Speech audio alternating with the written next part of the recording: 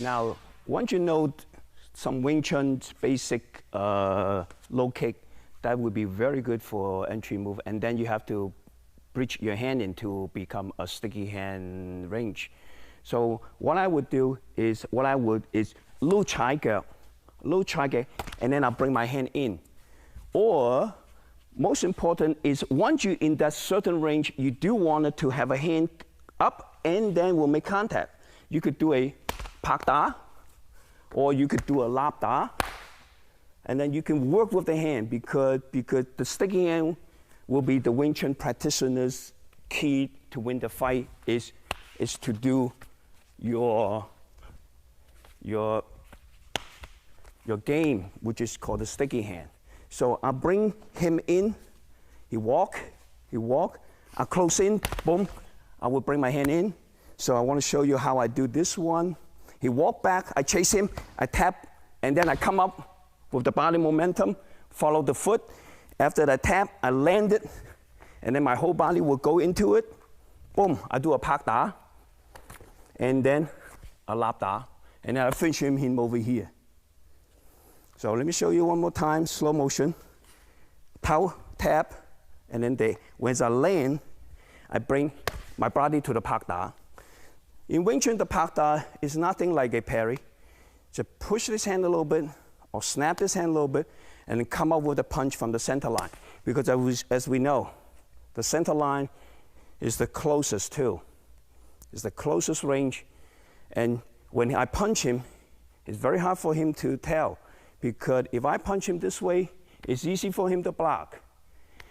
Not to mention that all his cushion is on the outside of the body. Everything in the middle of his center line is a lot more fragile here, especially the nose, the jaw. If I hit him like that, he pick up the hand and block you. It's very telegraphic. I don't want to be telegraphic. That's why I want to be in a straight line, because the straight line punch is like a head-on car coming to you. You have no idea how fast the car is going. But if I go like that, he could tell. I'm pretty sure the audience can tell too. So I'm going to show you this basic entry move one more time. I elbow, I tap, I land. When I land, you can see my body, bring it back to him. Then I'll bring the energy to the pak da. This punch, again, this punch is not necessary as a committed strike. Don't go with too much power. But I go with my body, that way I could set my structure. Now I'm on the center line, I square with him. Now I'm in the sticky hand situation. If he doesn't know how to do sticky hand, he will be in trouble because this is my game. Show you one more time.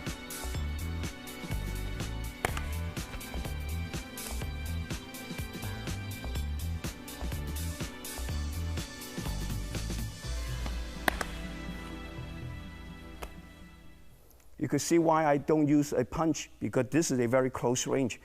The range for this is perfect for a palm strike.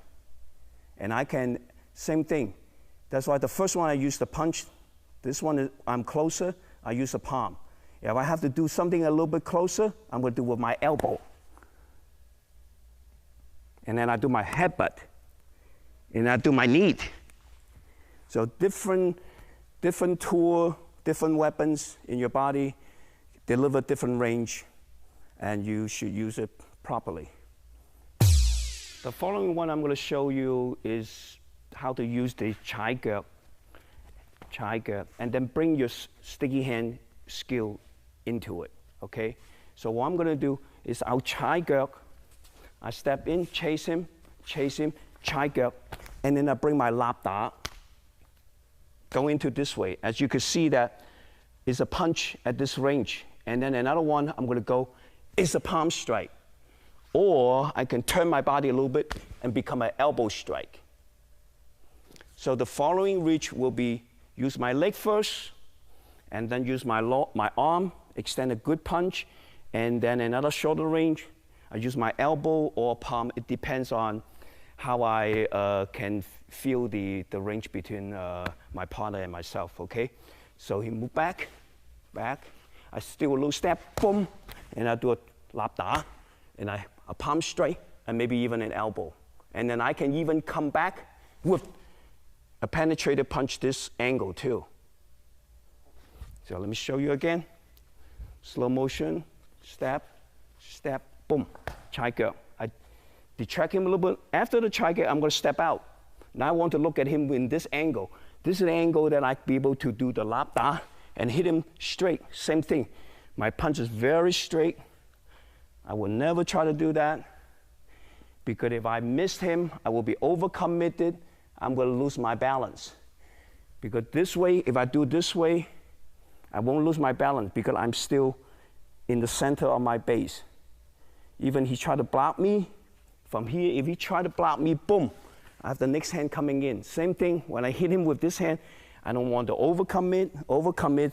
I'm going to destroy my structure. I will be very subtle. Every time, 1, 2, 3. This 3 point is my triangle. It's my center line theory. I always never want to forget that. As long as I'm not going to blame myself too much, I will not be overcommit. And this triangle is going to help me to judge my target and judge my base. The shoulder is my base. And my foot is going to support my shoulder. I'm going to show you one more time.